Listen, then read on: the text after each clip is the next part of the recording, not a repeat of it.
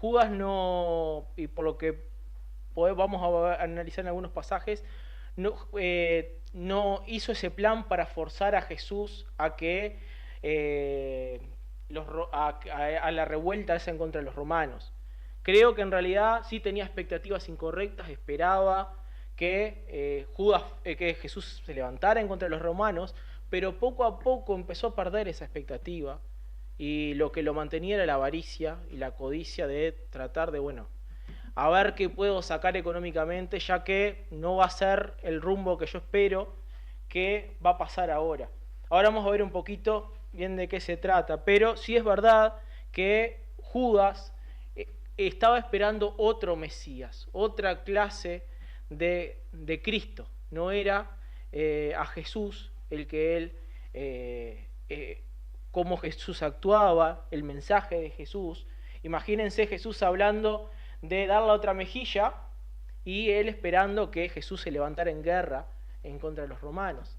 A Judas este mensaje de paz para él no encajaba en lo que él esperaba del Mesías. Y bueno, ¿quién era Judas Iscariote?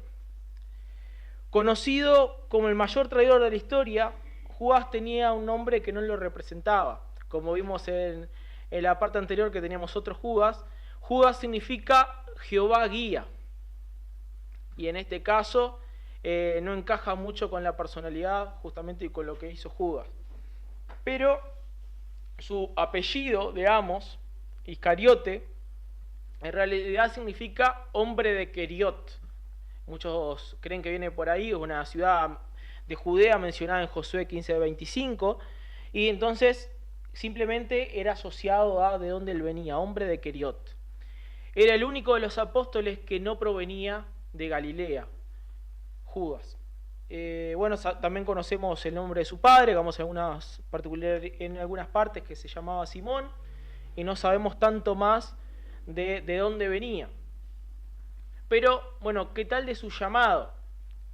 No tenemos registros en la Biblia bien cómo fue su llamado, pero obviamente Judas siguió a Jesús voluntariamente, no fue forzado a seguirlo, ¿no? Él escuchó el mensaje de Jesús, vio lo que hacía y decidió seguirlo. Y había una gran expectativa mesiánica en esos días. Ya Juan el Bautista estaba empezando a preparar el terreno para el Mesías. Estaban todos a la expectativa de que pronto iba a levantarse el Mesías. Y cuando él escuchó de Jesús inmediatamente, al igual que otros discípulos, dejó todo para seguirle. O sea, él también dejó todo para seguir a Jesús.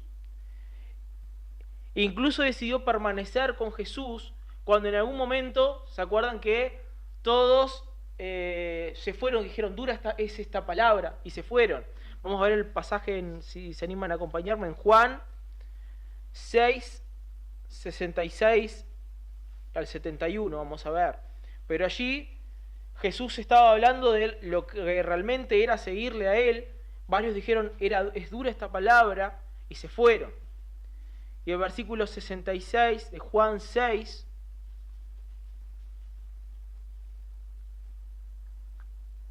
dice, desde entonces muchos de sus discípulos volvieron atrás y ya no andaban con él.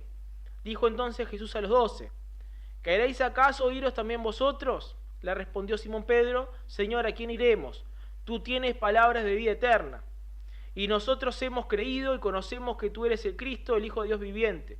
Jesús le respondió, ¿no he escogido yo a vosotros los 12 y uno de vosotros es diablo? Hablaba de Judas Iscariote, hijo de Simón, porque este era el que le había de entregar y era uno de los 12. A mí me gusta Juan porque Juan va dando spoiler, ¿no? Este es el que lo va a entregar, va dando adelantos de lo que iba a pasar. Y bueno, acá vemos que muchos se fueron, dijeron, dura es esta palabra, esto no es lo que estamos buscando, se fueron, y Judas quedó. O sea, quedó dentro de las personas que aún quería seguir siguiendo a Jesús. Y Jesús acá vemos que ya sabía bien que lo iba a entregar, que Judas lo iba a entregar. Pero bueno, Judas dejó su vida por seguir a Jesús, pero lo que pasó es que nunca le llegó a entregar su corazón.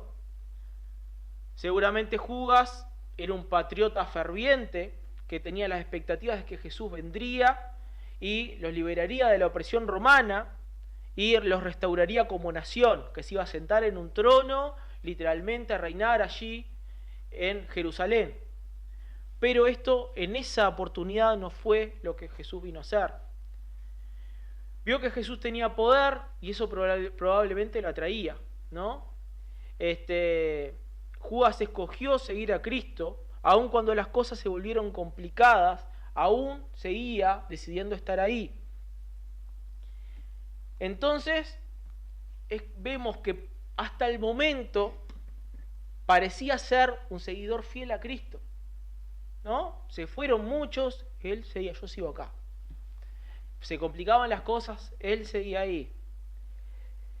Pero vamos a ver también que esta traición ya estaba profetizada de antes. Algunos ejemplos nos vamos a ver por arriba.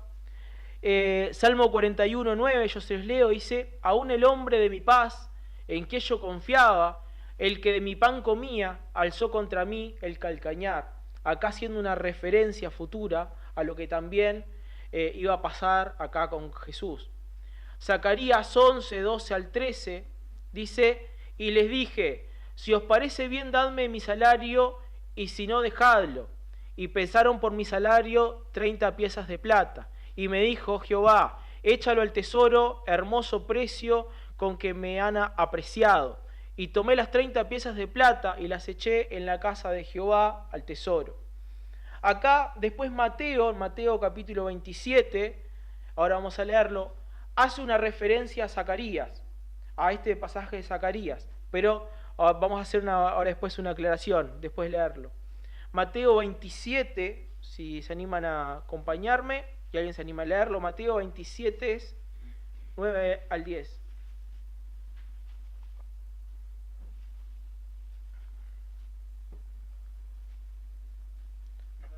Sí.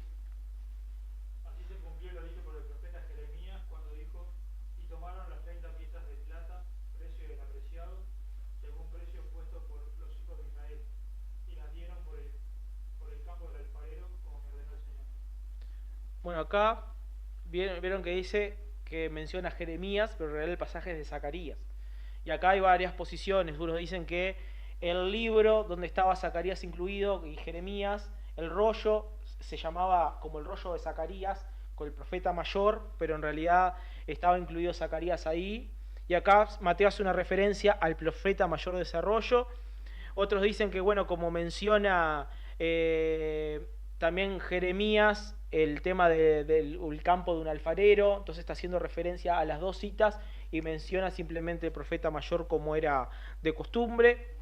Hay varias posiciones por qué Mateo nombra a Jeremías en lugar de Zacarías, pero hace una referencia justamente a este pasaje de Zacarías. Y bueno, Jesús, cuando lo escogió, sabía que él daría cumplimiento a la profecía de traidor. Yo me preguntaba al comienzo, ¿no? Antes de estudiar más, pensaba, ¿será que Jesús sabía desde el primer momento cuando eligió, este va a ser el traidor? Porque si vemos estas profecías, él sí sabía, porque conocía la palabra, que un traidor iba a haber. Pero ¿sabría que justo Judas iba a ser el traidor en el primer momento? Y tenía esa duda, ¿no? Porque capaz que se le fue revelado más adelante. Pero Juan 6:64 lo deja bien claro. Juan 6:64 dice: pero hay algunos de vosotros que no creen, porque Jesús sabía desde el principio quiénes eran los que no creían y quién le había de entregar.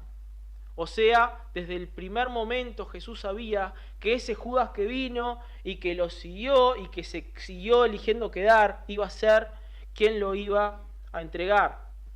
Pero Judas tampoco fue forzado, sino que libremente, impulsado por su codicia y ambición, decidió traicionarlo.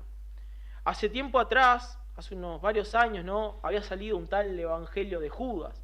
Y era como que fue, obviamente era mucho posterior, escrito por alguien, pero como que decía este Evangelio apócrifo, como que haciéndose pasar por Judas, obviamente, que él había hecho lo que tenía que hacer, como diciendo, lo que hice fue mi deber, porque para eso nací, y como de alguna forma justificando, pero aquí es difícil a veces ver la soberanía de Dios y la responsabilidad humana que conviven y convergen. Parece decir cómo Judas no fue forzado, pero a su vez estaba destinado a ser el traidor. Parece que como que si estaba destinado, como que cómo iba a libremente elegirlo. Parece que no, cosas que no pueden convivir, pero así es. Y convergen a lo mismo. Spurgeon decía al respecto, si encuentro en una parte de la Biblia que se enseña que todo está predeterminado, eso es verdad. Y si encuentro en otra escritura que el hombre es responsable por sus acciones, eso es verdad.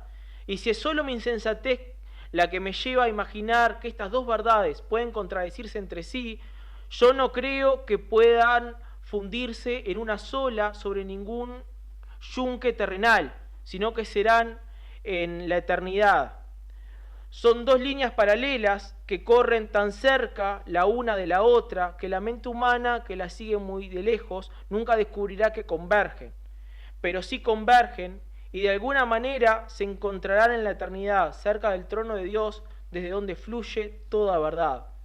Es difícil a veces cuando uno habla de que alguien está destinado, porque podríamos decir, bueno, si Judas estaba destinado a ser el traidor, Judas no, ¿por qué iba a ser responsable si todo estaba, Dios lo llevó a eso? Pero no, porque Judas libremente en su codicia, además de que estaba destinado para eso, él en su responsabilidad humana decide entregar a Jesús. Y son cosas a veces que nos cuesta entender humanamente. Y vamos a hablar un poco de su avaricia. Poco después de la resurrección de Lázaro, le voy a pedir si se animan a buscar en Juan 12, 2 al 3, vamos a ver este evento que sucede.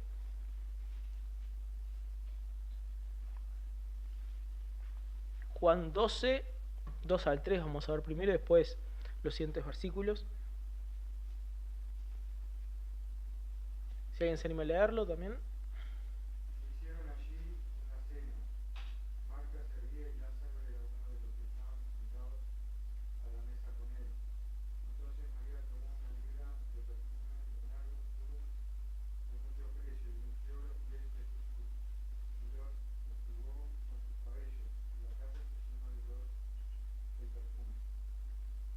Bueno, esta escena fue un acto de adoración pública y extravagante.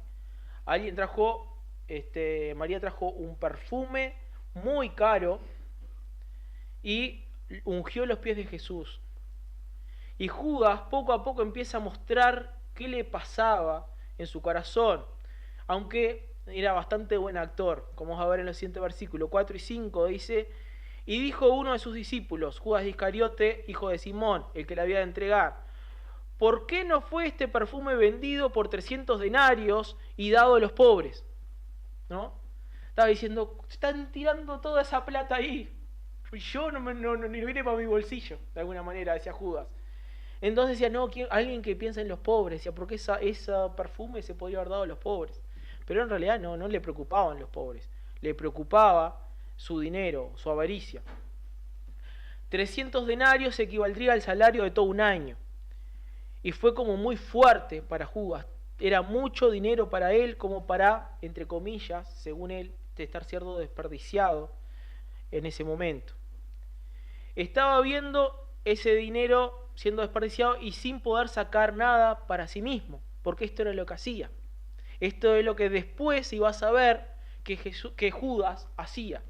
Y seguramente era una de las cosas cuando vio que Jesús no estaba cumpliendo sus expectativas, dijo, bueno, por lo menos voy sacando algo a cambio. Juan 12 al 6 nos aclara bien. Dice 12 el versículo 6, ahí el pasaje. Dice, pero dijo esto, no porque se cuidara de los pobres, sino porque era ladrón y tenía la bolsa y sustraía de lo que echaba en ella. Será el que manejaba las finanzas y y afanaba, como decimos criollamente. Entonces no era que se preocupaba de los pobres. Él lo que decía, si esa plata, yo podría haber sacado una tajada de ahí, de esos 300 denarios. Pero el robarse la plata del grupo no fue suficiente. Así que buscó cómo más poder sacar provecho de todo esto. Dice Mateo 26, 14 al 16, yo se los leo. Dice, entonces uno de los 12, que se llamaba Judas Iscariote, fue a los principales sacerdotes y les dijo, ¿qué me queréis dar? Y yo os entregaré. Y ellos le asignaron 30 piezas de plata y desde entonces buscaba oportunidad para entregarle.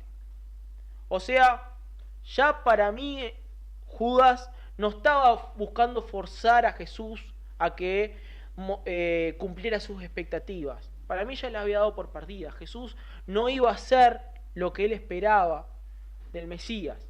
Entonces, habría dicho, bueno, voy a sacar plata de todo esto.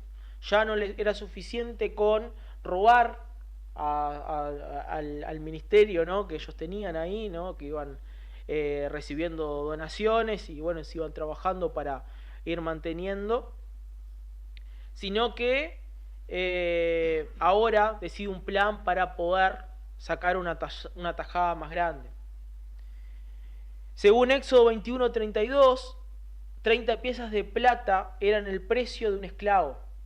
Dice allí, dice, si el buey acorneara a un siervo o a una sierva, pagará su dueño 30 siclos de plata y el buey será apedreado. O sea que era lo que se daba como pago en una situación así por un esclavo. Entonces podríamos decir que Judas se volvió esclavo de su avaricia por justamente 30 piezas de plata. Él había dejado todo por Jesús pensando que sería otra cosa, ahora haría que valiera la pena. Si bueno, dejé todo, no, Jesús no se levantó en contra de los romanos, no levantó una revolución, no es lo que esperaba, o sea, sí que bueno, voy a hacer algo que por lo menos me valga la pena haber dejado todo y por lo menos me llevo plata al bolsillo.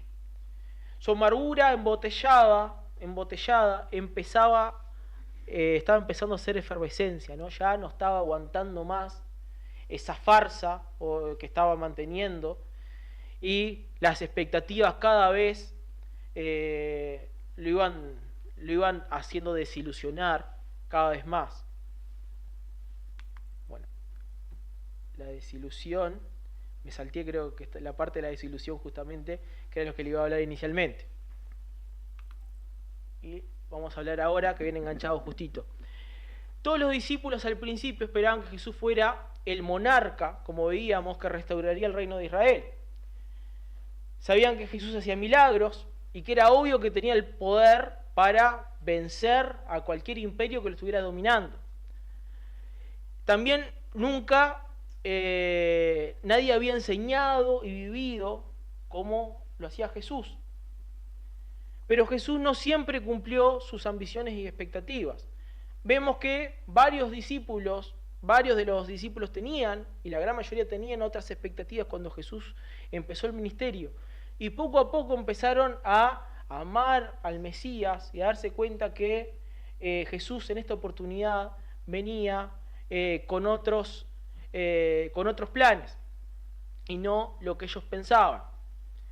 Y el resto de los apóstoles lentamente comenzaron a captar que el verdadero Mesías no era lo que ellos esperaban en un principio, empezaron entonces a cambiar su forma de pensar, y el amor por Cristo venció sus ambiciones terrenales. Todos menos Judas. Aún había cambiado Simón el Celote, aquel terrorista que habíamos visto, aún él se había dado cuenta de que Jesús no venía a ir en contra de los romanos y por amor a Cristo decidió dejar sus expectativas a un lado y seguir a Cristo. Pero Judas no era el caso. Su decepción cada vez se hacía más grande y se ocultaba bajo una farsa de fiel seguidor. Pero ¿por qué seguía con ellos? Probablemente sentía que había desperdiciado todo ese tiempo y estaba en busca de sacar algo a cambio, por lo menos, como habíamos visto. Capaz tenía cierta expectativa de que más adelante pasaría esto, realmente que Jesús cambiara su forma de actuar, pero poco a poco se fue desilusionando de esto. Juan 6:70 dice, Jesús le respondió, ¿no os he escogido yo a vosotros los 12 y uno de vosotros es diablo? Jesús muestra lo que los demás no sabían. Judas aún no se había arrepentido, no se había regenerado, sino que su corazón cada vez se endurecía más. Se fue endureciendo cada vez más, se llenó de avaricia y su avaricia era la que lo mantenía allí. Bueno, ya vimos la avaricia, ahora vamos a ver su hipocresía. Porque él estaba manteniendo una farsa. Juan 13 relata lo que sucedía en el aposento alto esa noche de la última cena. Judas ya había recibido la paga por entregar a Jesús esas 30 monedas de plata y ya estaba todo planeado, pero Jesús estaba a punto de lavarles los pies. ¿Qué hizo Judas? Judas actuó como un excelente hipócrita, dejándose lavar los pies. Juan 13, 10 al 11, vamos a ir a Juan 13, si se anima a leerlo también, el 10 y el 11.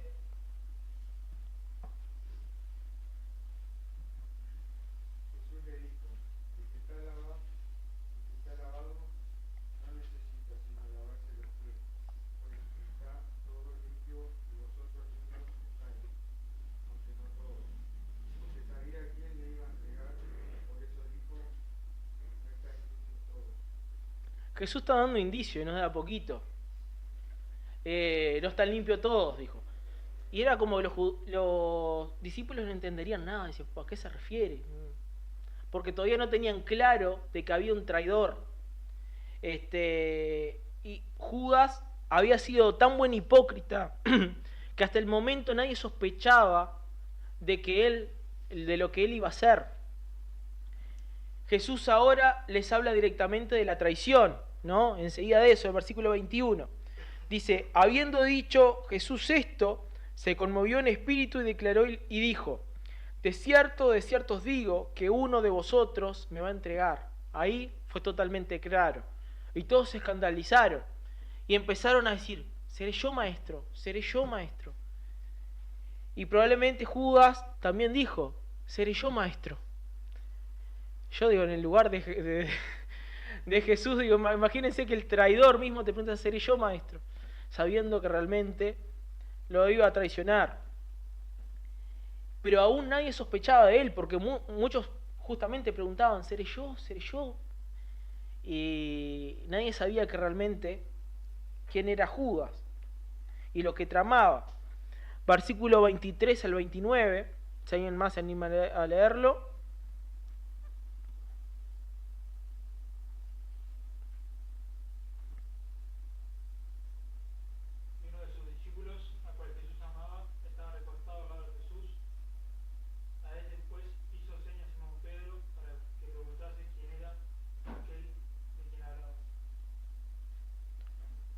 Al 29.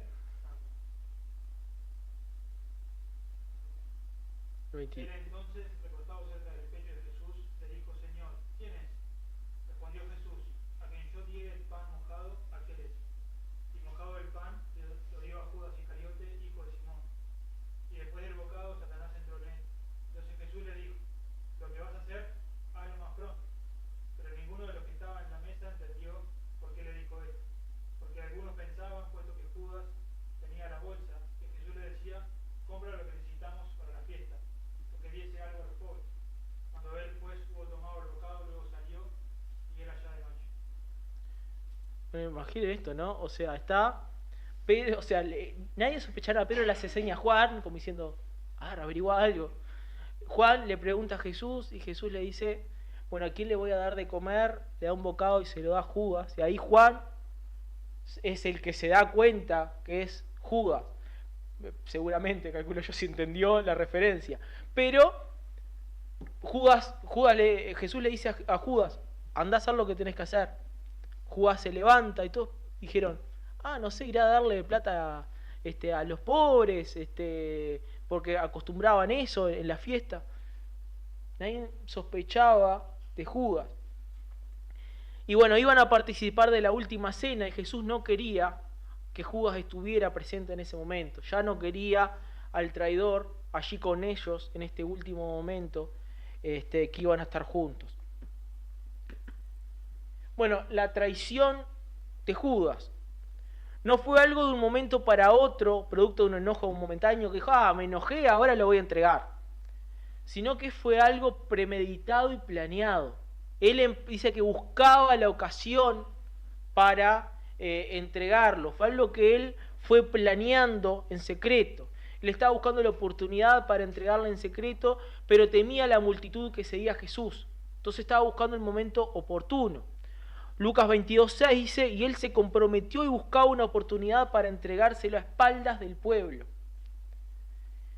Judas sabía que pronto Jesús iría, como acostumbraba, a orar al huerto Getsemaní, seguramente. Entonces Juan 18, 2 al 5, dice, y también Judas, el que le entregaba, conocía aquel lugar, porque muchas veces Jesús se había reunido allí con sus discípulos.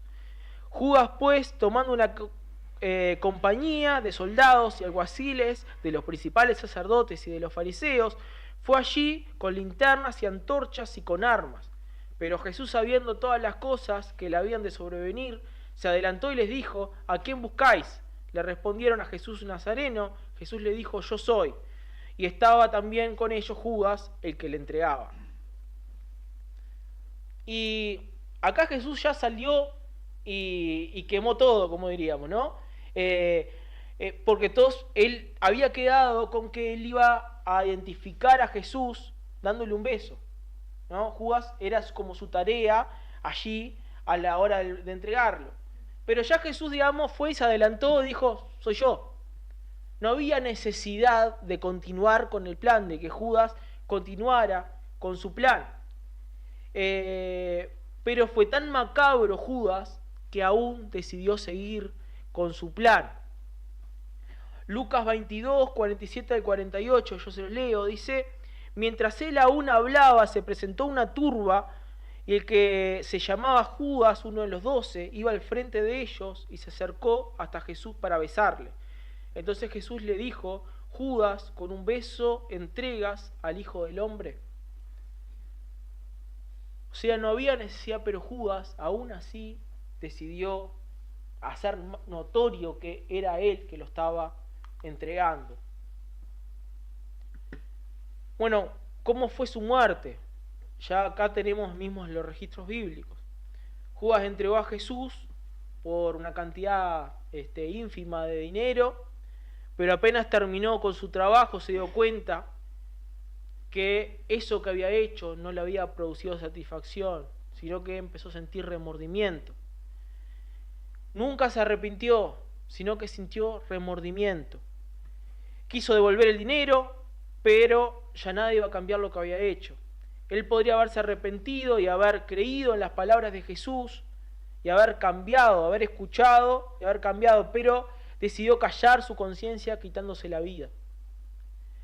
Mateo 27, 3 al 10, en la NBI se los voy a leer, que dice, cuando Judas, el que lo había traicionado, vio que habían condenado a Jesús, sintió remordimiento y devolvió las 30 monedas de plata a los jefes de los sacerdotes y a los líderes religiosos. He pecado, dijo, porque he entregado a la muerte a un inocente. ¿Y eso a nosotros qué nos importa?, respondieron, allá tú. Entonces Judas arrojó el dinero en el santuario y salió de allí, luego fue y se ahorcó. Los jefes de los sacerdotes recogieron las monedas y dijeron, la ley no permite echar esto al tesoro porque es dinero pagado para derramar sangre. Así que resolvieron comprar con ese dinero un terreno conocido como Campo del Alfarero para sepultar allí a los extranjeros. Por eso ha sido llamado Campo de Sangre hasta el día de hoy, dice Mateo. Y hay otro relato que conocemos en Hechos que a muchos dicen acá hay una contradicción, Porque Hechos 1, 18 al 19 dice: este pues con el salario de su iniquidad adquirió un campo y cayendo de cabeza se reventó por la mitad y todas sus entrañas se derramaron. Y fue notorio a todos los habitantes de Jerusalén que de tal manera que aquel campo se llama en su propia lengua Aceldama, que quiere decir campo de sangre. O sea, no nos están relatando dos episodios distintos de muerte, sino que unos dicen se ahorcó y después nos dicen qué pasó después. Les traje este pasaje en la NBI porque la Reina Valera dice se arrepintió. Y acá aclara, dice que sintió remordimiento. Porque en realidad lo que pasó con Judas es que sintió remordimiento. El arrepentimiento es un cambio de dirección, ¿no? Sí lleva dolor, hay tristeza, decir, bueno, todo lo que venía haciendo hasta ahora, todo lo que hice malo, hay dolor, hay de repente, pero hay un cambio de dirección. Entonces, ahí es cuando se da un verdadero arrepentimiento, pero el remordimiento es, te quedás en el dolor y tristeza y no hay un cambio de dirección. Y eso es lo que pasó con Judas. Él se quedó hundido en el dolor y la tristeza de lo que había hecho, pero no hubo un cambio, como en el caso de un arrepentimiento. Y para ir terminando, ¿qué lecciones podemos sacar de la vida de Judas? Primero, que Judas fue un ejemplo trágico de oportunidades perdidas. Estuvo 3 años al lado del Mesías, el Salvador del universo, y cerró su corazón. Y esto nos tiene que llamar a alerta y reflexión. Capaz te sentís que estás cerca de Dios porque venís todos los domingos a la iglesia, pero realmente hubo arrepentimiento en tu corazón. Arrepentimiento, ¿no? Que veíamos que viene de la palabra metanoia, que implica cambio de dirección. Estaba yendo, era una palabra usada en la jerga militar, estaban marchando hacia un lado, metanoia decían, y cambiaban 180 grados hacia la otra dirección. Eso es el arrepentimiento. Si no hubo arrepentimiento, no hay un cambio de dirección. Y puede haber remordimiento por cosas que hemos hecho mal, pero si no hay un cambio, si Cristo no entró en tu vida, no hay verdadero cambio, no hay regeneración. Entonces podemos estar cerca de Dios y no ser parte del pueblo de Dios. Podemos estar leyendo la Biblia, saliendo a evangelizar, haciendo cosas y aún así no haberlo aceptado como nuestro Salvador, no haber sido regenerado. Entonces nos tiene que llamar alertas si realmente hemos aceptado realmente a Cristo como nuestro Salvador. Fue un ejemplo también de privilegios desperdiciados. Tenía al lado el mejor de los maestros, escuchó sus enseñanzas, lo vio hacer milagros, participó seguramente también de muchos milagros, pero todo no fue suficiente para él, porque sus expectativas y avaricias eran mayores que todo lo que él vivía, y que vio y que veía y participó. También es una ilustración de cómo el amor al dinero es la raíz de toda clase de males. Como dice 1 Timoteo 6:10, dice, porque el amor al dinero es la raíz de toda clase de males. Por codiciarlo algunos se han desviado de la fe y se han causado muchísimos sinsabores.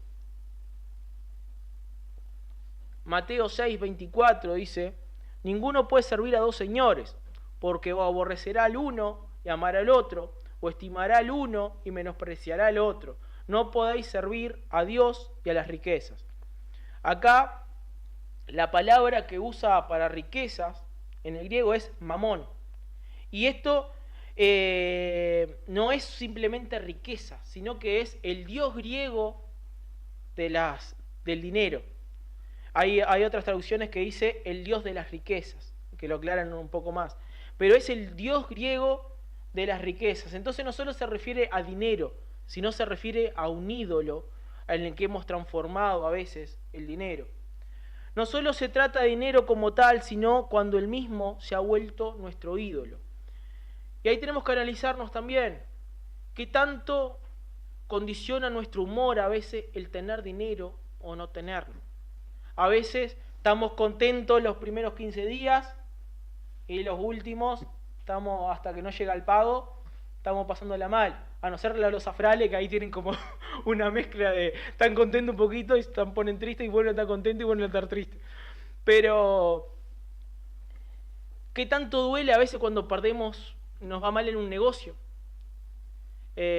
Todos alguna vez hemos tratado de invertir en algo, o hacer un negocio, o compramos algo, y ¿qué tanto eso nos duele? ¿Qué tanto evaluamos las pérdidas cuando tenemos que ayudar a otros? Estamos midiendo, a ver, no, pero...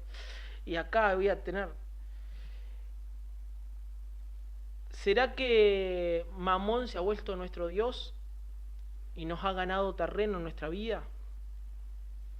En el caso de Judas, fue lo que lo motivó a continuar en ese grupo, en buscar ese beneficio, lo que lo hizo mantener su farsa, el amor al dinero. También ejemplifica lo horrible y peligroso de la traición espiritual, la vida de Judas. 2 Timoteo 4:10 dice, porque Demas, acá la persona, ¿no? Demas, me ha desamparado amando este mundo, decía Pablo, porque Demas me ha desamparado amando este mundo. Acá también un ejemplo que Pablo da de traición. En Hebreos 6, 4 al 6 dice, porque es imposible que los que una vez fueron iluminados y recayeron sean otra vez renovados para arrepentimiento, crucificando de nuevo para sí mismos al Hijo de Dios y exponiéndole a vituperio.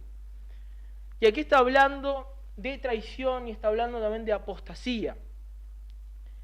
Que, digamos, para Dios, la apostasía es como una especie de traición, podríamos decir. Alguien que ha gustado estar cerca de Dios, se ha beneficiado de esto, que ha entendido el Evangelio, no solo lo ha escuchado, sino que lo ha entendido la obra de Dios, y aún así decide amar más al mundo y da la espalda a Dios. Eso fue lo que hizo Demas. Ha desamparado y amó más al mundo.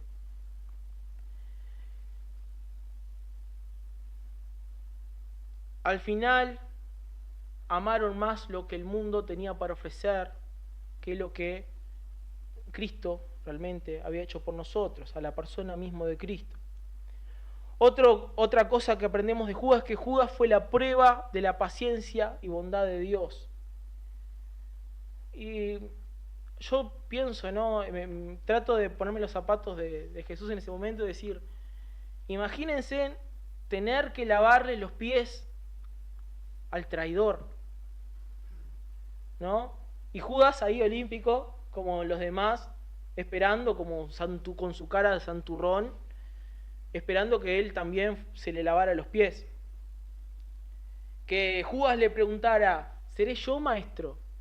Y decís, qué hipocresía de preguntar cuando Jesús ya sabía dónde, él ya tenía la plata en su bolsillo por la traición. Y preguntando, ¿seré yo maestro? Pero Dios ahí muestra su paciencia y su bondad aún en estas cosas. Fue una demostración de falsedad e hipocresía. Judas fue un maestro de la falsedad, tan convincente era su fachada, que cuando Jesús dijo claramente que uno de ellos le iba a entregar, nadie sospechaba de él, como veíamos. Solo más tarde se dieron cuenta que él, además de traidor, era un ladrón. ¿Por qué? Obviamente, si sabían que era un ladrón, diría, bueno, si alguien lo va a entregar es el ladrón. ¿Qué más va a hacer? Pero hasta eso aparentemente ignoraban.